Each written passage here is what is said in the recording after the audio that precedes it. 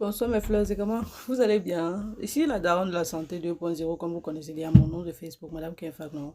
Bon, pour bien faire, pour ceux qui ne me connaissent pas, je suis Madame Kenfak, connue sous le nom de la daronne de la santé, mon sobriquet de Facebook. Et j'ai une page santé prévention où je fais le tour sur la santé, mais à ma façon, de façon brute, genre, façon on trouve que c'est déjà, mais ok, je fais cette vidéo pour parler de l'entretien du vagin. Et je vais mettre ça sur YouTube et sur Facebook, vous allez voir ça partout, même sur TikTok. En fait, c'est que j'ai pensé que peut-être depuis que j'envoie les mots, les femmes se sentent un peu fusées, il fallait que je parle un peu de ça poser. Vous voyez, non, c'est pas trop mon genre, mais je vais faire l'effort en fait. Vous savez, je fais l'effort. Donc, le vagin. Le vagin, c'est le trou où le plantain du père non mûr entre. Ça fait. La femme fait. Oh. C'est différent de la partie où il suce là. Et ça vous produit le plaisir. La partie qui suce, on appelle ça la vulve. C'est formé des grandes lèvres, des petites lèvres. Et d'un petit truc là-bas qu'on appelle le clitoris. Donc, si tu as fait la différence entre la vulve qui est dehors, la partie que le père suce et la partie qui entre avec son plantain non mûr, il faut préciser parce que le plantain mûr n'entre pas. Vous savez que ça tombe, ça ne peut pas bien entrer. Il faut préciser que ça entre. Et il y a un plaisir vilain, un vilain bruit que la femme fait toujours. Aïe, le plaisir. Donc, c'est la partie là. Le trou là, c'est une partie que la femme ne doit pas toucher. Elle ne doit pas toucher, elle ne doit rien mettre dedans. Donc, pour commencer, on va commencer par comment laver. Comment prendre soin. Non, on a dit prendre soin, mais comment laver. Pour laver sa partie intime, on ne touche pas le trou là, on ne met pas le doigt dedans. Ce qu'on fait, c'est qu'on prend la partie que j'ai dit qui suçait là. On nettoie les lèvres avec l'eau. L'eau simple, propre. On ne met rien d'autre dedans, pas de savon. Maintenant, si vous voulez choisir le savon parce que vous voulez trop montrer que vous connaissez, vous êtes des sabitos, il ne faut pas choisir un savon qui est parfumé, n'est-ce pas? On a parlé de la partie qu'on lave. Ça, c'était seulement pour laver. On met rien. On ne met rien haut. Rien. Rien. Maintenant, on va parler des poils. Normalement, pour raser la partie, on ne lisse pas, lisse pas. C'est là pour le concoli. Bon, ce n'est pas... C'est quoi? Tu veux mettre l'huile sur ça? On taille avec les ciseaux, petit, petit, petit, petit. Et vous savez que quand on taille, il y a tous les petits poils là. Donc, après ça, il faut bien laver encore. Il faut tailler très bas. Il ne faut pas trop raser parce que ça protège des infections. Et quand vous taillez, vous savez qu'il y a des petits poils. Il faut laver et il faut éviter que le père suce. Parce que s'il pas sucer, il va sucer les poils là-bas. Ce n'est pas bon pour lui. Et si vous taillez trop, vous êtes aussi, vous allez vous mettre les infections dedans, comme je vous ai dit. Maintenant, il y a les femmes qui gardent ça comme la forêt, ça pousse. Ça vous fait que vous transpirez et ce n'est pas bon, non. Comme quand tu transpires là-bas, ça apporte les bactéries dedans et puis ça te fait, tu as les infections chaque temps, chaque temps. Donc il faut tailler, il faut pas aussi laisser ça trop long jusqu'à la forêt, que ça devienne la forêt dense. Tu as compris? Je sais que tu as compris. On passe à un autre point. Maintenant qu'on a parlé des poils, on va parler des substances que les femmes mettent dedans. Elles mettent les herbes, l'ail, le clou de girofle, la menthe, tout ça, parce qu'on a dit que non, c'est ça, les propriétés antibactériennes. Non, en fait, non.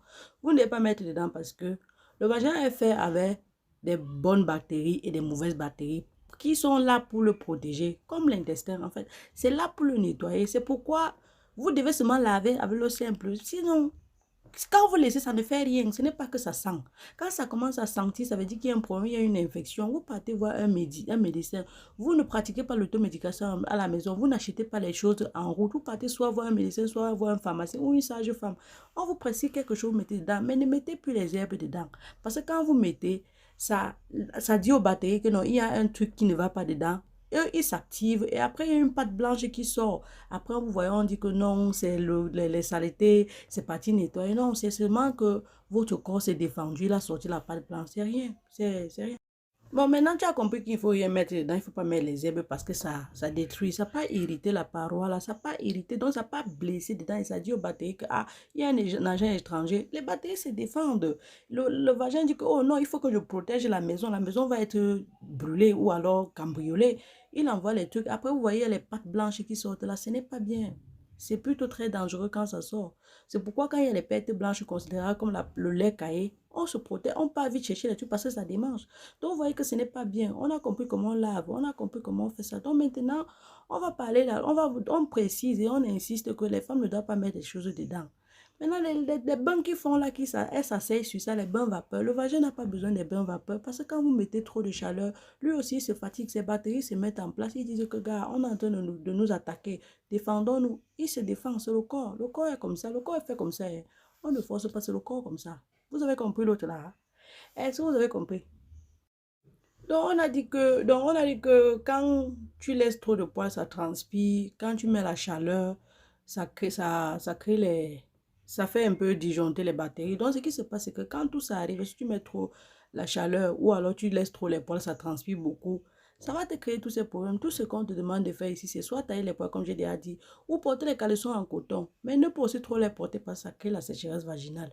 Tu peux porter le caleçon en coton en journée parce que tu sais que tu vas marcher dehors pour que ça ne fasse pas que tu transpires en bas. Dès que tu rentres à la maison, tu enlèves, tu restes sans caleçon, c'est normal. Il faut même dormir nu, je conseille ça. Hein? Quand tu dors nu, ça respire. C'est pas que les bactéries vont rentrer. Non, c'est pas comme ça. Surtout quand tu es enceinte, ça fait que tu n'auras pas les démangeaisons. Parce que si tu marches dehors, tu transpires, tu rentres, tu portes encore le caleçon dessus, quoi, le caleçon synthétique. Ça va te gratter, tu auras toujours les démangeaisons. Tu vas prendre n'importe quoi, ça va rien changer. Donc c'est aussi comme ça que tu dois faire. Tu as compris? Tu as compris? Tu as compris? Bon, on sait que les femmes sont souvent pressées pour que les choses finissent. Quand ça, comme le lait caillé commence à sortir, là, on dit que trop de pertes blanches considérables en forme de lait caillé. Elle partait chercher les trucs pour vite finir. Donc, elle part voir le médecin, il donne sa part. Elle aussi, elle part chercher sa part. Elle dit qu'il faut que ça finisse. Ne soyez pas pressés, donnez le temps. Normalement, on doit prendre d'abord les ovules qu'on met dedans. On achète en pharmacie, c'est le médecin qui prescrit ou la sage-femme ou le gynécologue ou le pharmacien. Ce n'est pas que les gens de Facebook qui prescrivent. Moi, je ne sais pas souvent comment vous faites. Bon, bref, ce n'est pas mon histoire. Mais je disais que vous mettez d'abord ça. Vous mettez ça 3 jours, vous observez. Vous prenez votre temps, seulement ça.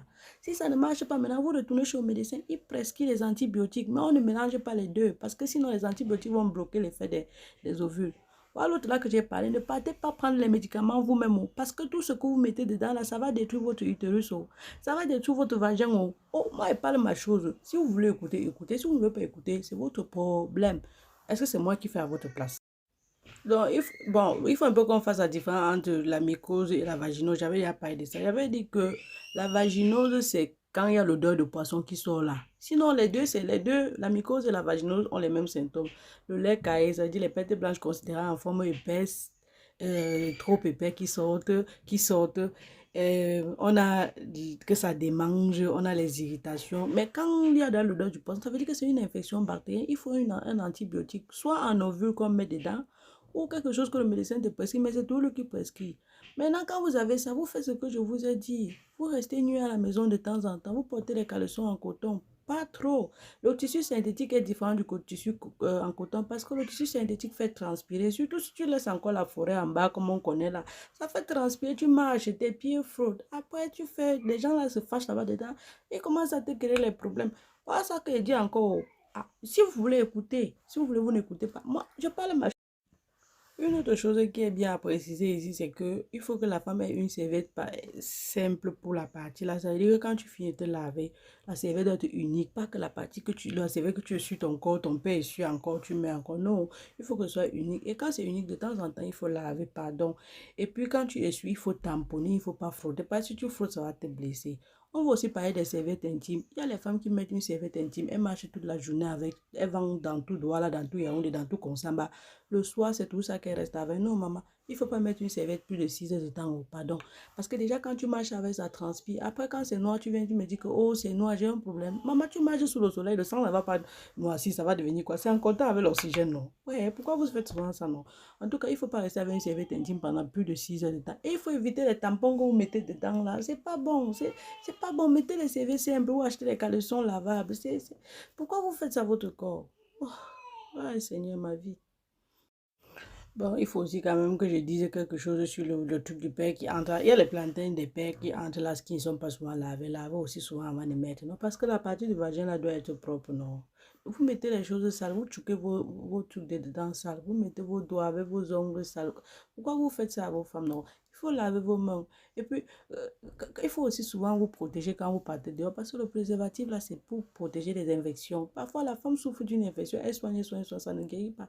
Parce que peut-être elle a une infection comme l'uroplasma qui est résistant. Il faut faire un antibiogramme. Mais la fille de tout, elle est désespérée, elle a d'arranger, elle a tout fait. Oh.